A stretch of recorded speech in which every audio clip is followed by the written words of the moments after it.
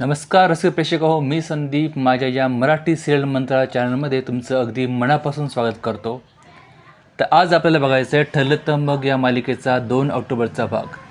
या भागात प्रोमो दाखवल्याप्रमाणे काय घडले की नाही घडले हे बघायचे असेल तर व्हिडिओ पूर्ण बघा. तुम्ही जर मागचा व्हिडिओ बघितला नसेल तर प्लेलिस्टमध्ये जाऊन तोही चेक करा. आणि तुम्ही चॅनलला पहिल्यांदा आला असाल तर चॅनलला सबस्क्राईब करून बेल आयकॉन प्रेस करून ठेवा, जेणेकरून माझा नवीन व्हिडिओ तुमच्यापर्यंत सगळ्यात पहिल्यांदा पोहोचेल. चला आता मागचा व्हिडिओ सुरू करूया. तर बाहेर अर्जुन आणि प्रिया हे बोलत असतात. अर्जुन प्रियाला म्हणतो, तन्वी तुम्हाला सगळं सांग, त्या रात्री जे काय घडलं ते A to Z सांग, मी लगेच ही केस सोडतो. पण ती काहीच बोलत नाही. हे बघून अर्जुन म्हणतो, ओके आय अंडरस्टँड, म्हणजे तुला माझ्यावर विश्वास नाही तर. ती म्हणते, नाही रे अर्जुन, मला माझ्यापेक्षा जास्त तुझ्यावर विश्वास आहे, मी सगळं सांगते, असं म्हणून ती सांगायला लागते. सकाळी माझी मैत्रीण भेटली. अरे मी तिला म्हटलं तू फिल्मला येते का? ती म्हणाली नाही, मी नाही येत फिल्मला. अर्जुन म्हणतो, अरे ते सोड, रात्री घरी आल्यानंतर काय घडलं ते सांग. ती म्हणते, ते जाऊ दे रे, घरी येताना काय घडलं ते सांगते तुला. ती सांगते, मी घरी येताना एका दुकानात मला अँकलेट दिसलं. सेम अँकलेट होतं, तुझी मला गिफ्ट दिलं ना सेम होतं. मला त्यावेळेस ते घ्यायचं होतं पण माझ्याकडे पैसे नव्हते आणि आज तू मला ते दिलं. थँक्यू अर्जुन. त्यांचं बोलणं सायली ऐकत असते. ती म्हणते, मी तिकडे जाऊन काय फरक पडणार आहे, करू दे यांना काय करायचं ते, म्हणून ते आत निघून जाते.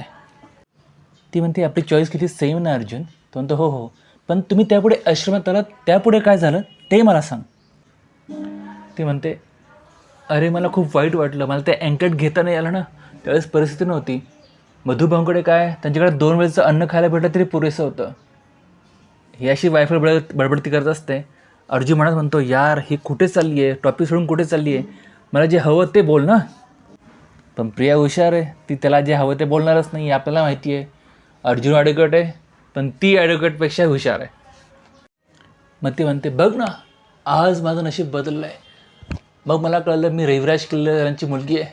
आज माझ्याकडे आई बाबा सगळे आहे, मी किती भाग्यवान मुलगी आहे रे, असं म्हणून ती थोडी इमोशनल होण्याचं नाटक करते. मग अर्जुन तिचं सांत्वन करतो. मग ती खोटी रडायला लागते. पुन्हा ती म्हणते, त्या रात्री अर्जुन म्हणतो, सांग सांग काय झालं.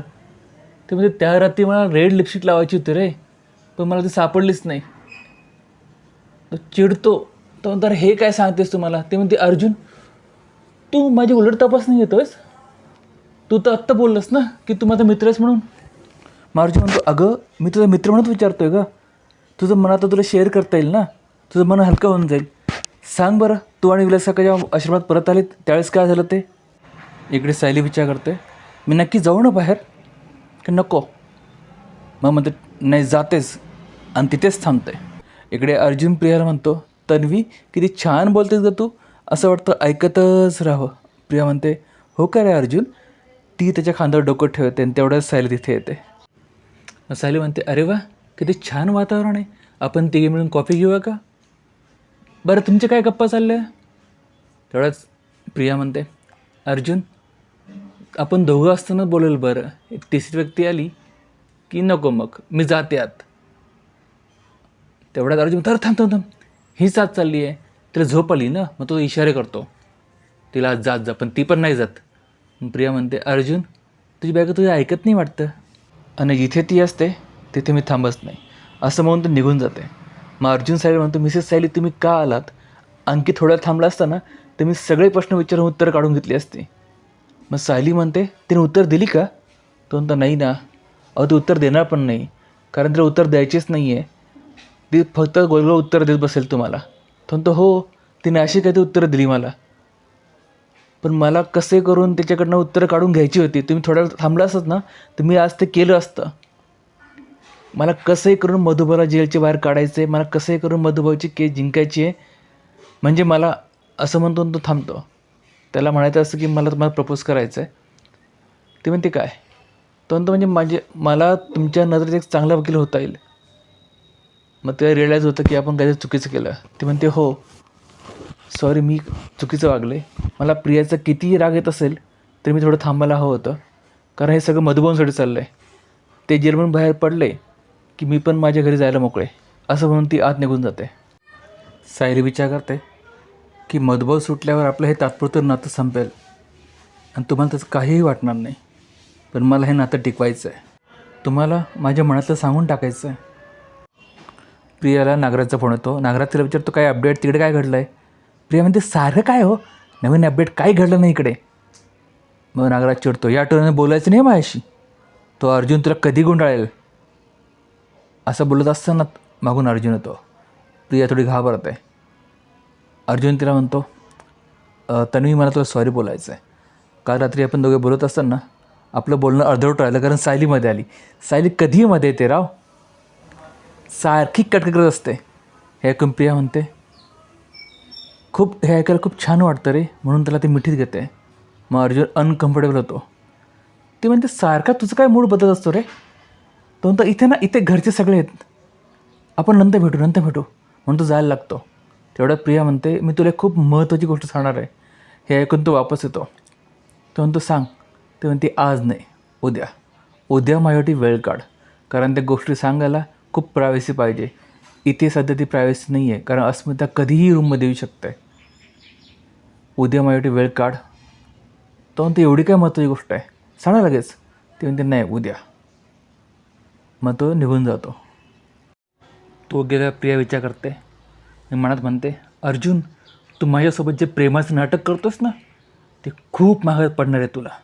अर्जुनच्या रूममध्ये अर्जुन विचार करत असतो, काय स्पेशल गोष्ट असेल ती, असं काय सांगणार ते उद्या मला. आणि तेवढ्याच सायली येते. तो तुम्ही सायली बरं झालं तुम्ही आलात, मला तुम्हाला काही बोलायचं आहे. प्रिया मला उद्या अशी एक गोष्ट सांगणार आहे, ती खूप महत्त्वाची आहे, पण ती काय सांगेल. ती म्हणते काय नाही, अशीच काहीतरी वेगळी गोष्ट असेल, ती बिनकामाची गोष्ट असेल ती. तो म्हणतो नाही, पण जर आपल्या केस संदर्भात असेल तर. पण असे प्रयत्न सोडून आपल्याला चालणार नाही ना. उद्या काय करा, ती जेव्हा माझ्याशी बोलत असेल तुम्ही पण तिथेच थांबा. तिच्यासमोर नाही, कुठेतरी लपून थांबा, पण थांबा. कारण ती जेव्हा बोलते ना, मला तर रेफरन्स कळत नाही आश्रमातले, कारण मध्ये लिपस्टिक अँकलेट वगैरे बोलते. मग सायली म्हणते मलाही कळणार नाही, कारण ती जे बोलते ते बिनकामाचं असतं ते. पण अर्जुन म्हणतो नाही, ते बिनकामात जरी असेल तरी एखादी गोष्ट आपल्या कामात येऊ शकते. मधुभाऊंच्या केसमध्ये आपल्याला ती कामाला येईल, हा आपला आणि त्याच्याकडनं खरं काढून घेणं हे आपलाच प्लॅन आहे ना. तर प्लीज मला मदत करा. ते म्हणते मी तुम्हाला कधी मदत करणार नाही. म्हटले मी तुम्हाला मदत करेल. इकडे डायनिंग टेबलवर कल्पना सायलीला विचारते, तू प्रतिमा नाश्ता दिला का? ते म्हणते हो, मी देऊन आले. मग पूर्णाजी विचारते, तिचं डोकं दुखत थांबलं का गं? ती म्हणते हो, आता बरं वाटतं त्यांना. मग रविराज म्हणतो, प्रतिमेची ट्रीटमेंट सुरू आहे, सायली शाळा पण सुरू आहे, आणखी तिची स्मृती आणण्यासाठी आपण काय काय करता येईल याचा आपण सर्वांना विचार करायला हवा, पण तिला त्रास न होता. इकडे दारामध्ये प्रिया उभी असते. ती विचार करते ह्यांना सगळ्यांना कसं तरी करून घराबाहेर काढलं पाहिजे, तरच माझा प्लॅन सक्सेसफुल होईल. मग प्रिया आत येते आणि म्हणते, बाबा माझ्याकडे एक छान आयडिया आहे. तुम्ही म्हणाले होते ना की आईला नाटक पाहायला आवडते, तुम्ही सर्वांसाठी नाटकं तिकीट काढली आहेत. मग रविराज म्हणतो, वा किती छान आयडिया आहे, माझ्या आधी का लक्षात नाही आलं ते. मग कल्पना म्हणते, तन्वी आम्हाला ते वाटायचं तू तुझ्या आईची बिलकुल काळजी घेत नाही आहेस, पण तू खरंच खूप छान काळजी घेतेस.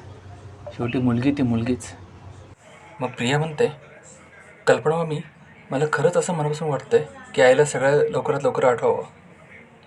मग ती पूर्णाजीकडे बघते आणि म्हणते, पूर्णाजी जायचं ना आपण?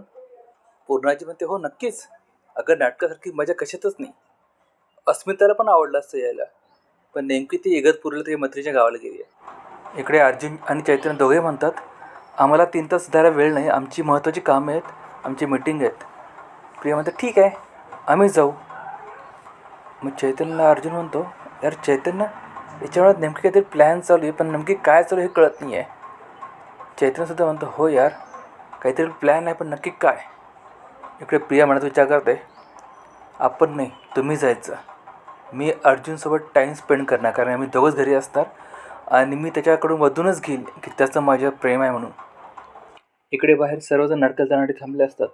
तेवढा प्रिया पळत पळत प्रतिमाकडे येते, म्हणते आई मी तुझ्याबरोबर बसणार हा. आणि जाताना ती एक अर्जुनकडे वेगळाच लुक देऊन जाते. हे बघून अर्जुन घाबरतो. तो सायलीला थांबवतो, मिसेस सायली यात नक्की काहीतरी प्रियाचा प्लॅन दिसतो, कारण मला कालच ती म्हणाली होती की आपण दोघं मिळून टाईम स्पेंड करू, आणि या सगळ्यांसोबत ती नाटकाला जाते.